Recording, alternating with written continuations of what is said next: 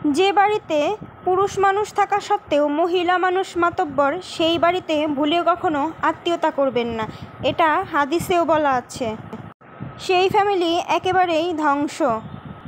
যে ফ্যামিলিতে পুরুষ মানুষ তার সংসার মেনটেন করতে পারে না, তার সন্তানদের মানুষ করতে পারে না, সন্তানদের সুশিক্ষা দিতে পারে না, সবসময় নিজের বউয়ের কথায় উঠে বসে, নিজের বাবা মাকে ভাত দেয় না, নিজের বৃদ্ধ মাকে সে অবহেলা করে অন্যের বাড়িতে ফেলে রাখে, সেই পুরুষের থেকে তৃতীয় লিঙ্গের মানুষ, যাদেরকে আমরা হিজড়া বলি, তারাও শতগুণে ভালো। তাদের ভিতরেও ভাই মানবতা আছে।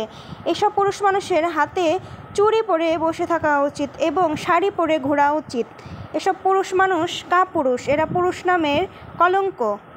একই বাড়িতে বসবাস করে অথচ নিজের আপন ভাই এর সাথে তারা সম্পর্ক রাখে না। আর এই সব মহিলার কপালেও আছে অনেক ভয়ানক শাস্তি। দিন শেষে এরা কিন্তু একা, এদের দেখবেন চারপাশটা শূন্য, কখনোই এদের পাশে কেউ থাকে না, বৃদ্ধকালেও এদের কেউ থাকে না।